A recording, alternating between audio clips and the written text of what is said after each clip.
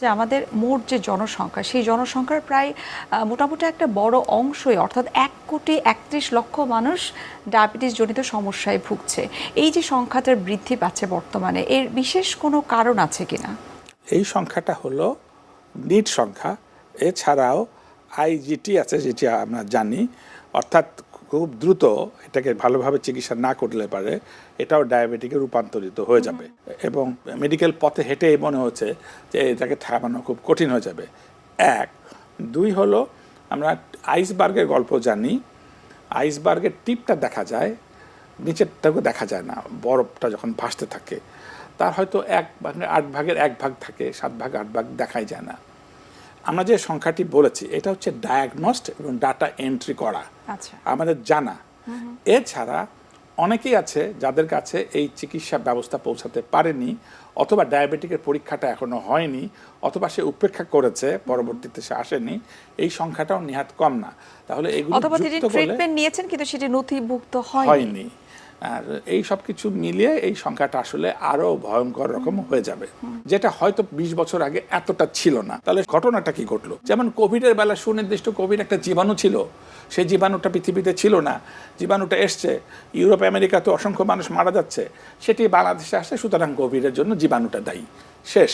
তাহলে কিন্তু ডায়াবেটিক তো কোনো জীবাণু দ্বারা হয় না। তাহলে পরে এটা কি ঘটনাটা ঘটলো? এই সময়কালে আমাদের জীবনাচার, যেটাকে আমরা কম বেশি লাইফস্টাইল বলছি, এটার ব্যাপক পরিবর্তন এসছে। আমাদের বাবা বা দাদা বা এক জেনারেশন পূর্বে তারা কি করতেন? তারা প্রচুর হাঁটতেন। তারা যদি ছোট বাচ্চা যখন ছিলেন তখন স্কুলে হেঁটে যেতেন, তারপর অফিস আদালতে এই 1 কিলো বা 2 কিলো অফিস, ওইটুকু উনি হাঁটতেন, বা অর্ধেকটা গণপরিবহন, বাকিটুকু বাড়ির কাছে, ওইটুকু হয়তো হেঁটে চলে যেতেন। আর এখন যেটা হয়েছে লাইফস্টাইলটার ভেতরে, আমি আগে এইটুকু শেষ করছি, লাইফস্টাইল মোটামুটি মধ্যবিত্ত, উচ্চ মধ্যবিত্ত, এমনকি নিম্ন মধ্যবিত্ত বাড়ির কাছ থেকেই একটা পরিবহনে উঠে যান। তাহলে তার হাঁটা হলো না, পরিবহনে নেমে গেলেন, ওইখানে আবার কানেক্টিং পরিবহন থাকে, ওখানে উনি নেমে গেলেন। নেমে বসে আমাদের মোরাললেস 90% পপুলেশনের কাজ হচ্ছে ল্যাপটপ ভিত্তিক, অথবা ইন্টারনেট ভিত্তিক, অথবা কম্পিউটার ভিত্তিক।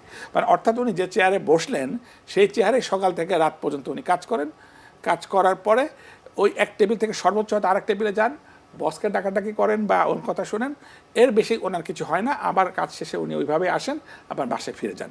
তাহলে আমরা দেখতে পাচ্ছি কায়িক পরিশ্রম এটা প্রায় শূন্যের কোঠায় চলে গেছে, মোটামুটি দাগা যদি বলি। এবার আসা যাক ফুড হ্যাবিটটা। আগে আমাদের বাবা চাচারা কী করতেন? দুই হলো যে ওনারা নিজের যে সবজি সেখান থেকে করতেন, ওই খেতে কাজ করতে করতে শশাটা খেয়ে ফেলতেন, কাজ করতে গাজরটা খেয়ে ফেলতেন, খেতে এটাই মাছ, নিজের পুকুরের মাছ খেতেন।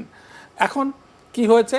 তাদের কাছে কোল্ড ড্রিঙ্কস, ফান্টা, তো এই বার্গার, বিফ, এইগুলি প্রায় তাদের দুঃস্বপ্ন ছিল। তারা এটা পছন্দ করতেন না, তাদের এক্সেসও ছিল না। রেস্টুরেন্টে খাওয়ার একটা ট্রেন্ড এখন আমাদের মধ্যে শুরু হয়েছে, মানে আমাদের একটা কালচারের অংশ। ঢাকা শহরে যেটা বাস্তবতা, সেটা হলো ঈদেই যদি আমরা চিন্তাটা করি, সেটা হলো যে আমার শিশু, আমার পরিবার, আমি নিয়ে বেড়াতে যাবোটা কোথায়? ঘুরে ফিরেই কারো বাসায় যাও, অথবা রেস্টুরেন্টে যাও। রেস্টুরেন্টে যাওয়াটা অনেকটা আমাদের প্রাইডের মতো পর্যায়ে চলে গেছে, অ্যারিস্টোক্রেসির পর্যায়ে চলে গেছে, বিলাসিতার পর্যায়ে চলে গেছে। এমন যেটা হয় যে পরিবার তুই কোন রেস্টুরেন্টে গেলি, ওইটা তারকা কয়টা, তো আমাকে যেতে হবে, তুই সপ্তাহে কবার গেছিস, আমাকে যেতে হবে। এবং তিক্ত সত্য কথা হলো যে আমরা অভিভাবকরাও ওই কুৎসিত প্রতিযোগিতার অংশ হয়ে যায়। ফলে চাই আর না চাই এই রেস্টুরেন্টে ফ্রিকোয়েন্ট যাওয়া হচ্ছে, অথবা বাসাতে ভালো খাওয়া দাওয়া হচ্ছে। এই ভালো খাওয়া দাওয়াটা আসলে সংজ্ঞাটা তো এরকম না। আমরা যেটাকে পোলাও, কোরমা এগুলি মনে করছি, আমাদের nutritional point of the view থেকে বা ডায়াবেটিক পয়েন্ট অফ ভিউ থেকে এগুলি কোনো ক্রমে স্বাস্থ্যসম্মত খাওয়া না। তাহলে আমরা একটু আগে বলেছি যে আমাদের যে লাইফস্টাইলে হাঁটা চলাটা করতে হবে। মোটা দাগে বলা হয় ন্যূনতম 30 মিনিট, আধা ঘন্টা তো কিছুই না। আমি তো উঠতে উঠতে হাঁটি, তাহলে পারে ওইটাকে আমরা একটা অজুহাত দিই, বাবা সময় পাই না। ঘুম থেকে আধা ঘন্টা আগে উঠে ওইটাকে অভ্যাস করলেই হয়, অথবা রাত্রেবেলা ঘুমানো যাওয়ার আগে আধা ঘন্টা অভ্যাস করলেই হয়। সারাদিন কোনো সময় পাওয়া গেল না, যখন পাওয়া গেল ঘরের ভেতরেই হাঁটুক না কেন, তাও বাই এনি মিনস আমাকে হাঁটতে হবে।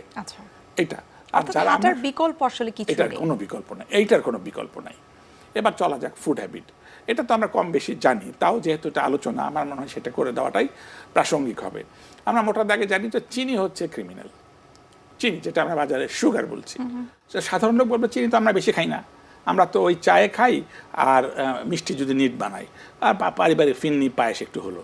তো ঠিক আছে, আমরা এখন তো চা অনেকে সংস্কৃতি পর্যায়ে জিজ্ঞেসই করে সাদা চা না রং চা না কি চা, সুতরাং এটা মোটামুটি কনভিন্স করা গেছে, চিনিটা বাঁচা গেছে। কিন্তু চিনি আসলে আমাদের দৈনন্দিন জীবনে কার্বোহাইড্রেট জাতীয় যে এটারই এন্ড প্রোডাক্ট। তাহলে হচ্ছে যে ভাত বা চাল, আটা বা রুটি এবং অন্যান্য চাল দ্বারা কি হয়, মূলত ভাত হয়। আমাদের 80% তো বাঙালি বা আরও বেশি শতকরা 100%ই আমরা ভাত খেতে পছন্দ করি এবং বেশ জমিয়ে অনেক ভাত খেয়ে ফেলি আমরা। এটা একটা আনন্দের অংশ হয়ে গেছে আর কি। এছাড়া রুটি তো গম থেকে হয়, গমে এটাও হচ্ছে। এছাড়া বিস্কিট, একটু আগে যেগুলো আমরা বলেছি, এই বার্গার, বাটার বন, পাউরুটি এবং এগুলি দ্বারা তৈরি, এবং ওই যে ফাস্টফুড সোডা জাতীয়, ওর ভেতর তো প্রচুর পরিমাণ চিনি থাকে। তাহলে মূলত এইগুলি দিয়ে আমাদের শরীরে ঢুকছে এবং এটা পরিবর্তিত হয়ে এন্ড প্রোডাক্ট, তার শেষ অংশটুকু, তাকে আমরা চিনি বলছি, সাদা চিনি বলছি। সুতরাং এগুলি তো আমাদের খুব জরুরি না, এর বিকল্প খাবার আছে। এই কথা তো ঠিক, আমাকে পেট তো ভরাতেই হবে। এটা শুনে হলে ভাতও খাবো না, রুটিও খাবো না, পাউরুটিও খাবো না, আবার ওই বার্গার খাবো না, তাহলে আমি খাবোটা কি? একটা প্রশ্ন তো তৈরি হয়ে গেল। প্রশ্নের উত্তরে প্রাথমিকভাবে আমরা বলি যে আমরা জানি যে একটা প্লেটের মডেল প্লেট আছে, মডেল 3 ভাগ 3 ভাগ 3 ভাগ বলা হয়, যে 3 ভাগ হচ্ছে সবজি। আমাদের তো সবজি সংস্কৃতিতেই নেই, মানে এটা আন্ডার এস্টিমেট করি। সবজি মনে হচ্ছে যে এটা অবহেলাযুক্ত খাবার, কিন্তু ওইখানে আমার প্রাণশক্তি, ওইখানে আমার ভিটামিন, ওইখানে আমার নিউট্রিশন, ওইখানে আমার ক্যালোরি এবং ইত্যাদি ইত্যাদি। অর্ধেক হলো, 1/3 হলো প্রোটিন জাতীয় খাবার, মাছ অথবা মাংস। আমাদের একটা প্রিকনসেপ্ট আইডিয়াই হয়ে গেছে যে মাংস মানেই খারাপ। অন্য কোনো ডিসঅর্ডার যদি তার না থাকে, তাহলে পরিমিত পরিমাণ 1 গ্রাম পার ডে, অর্থাৎ 65 কেজি যদি তার ওজন হয়, তাহলে তার 65 গ্রাম খেতে পারবেন।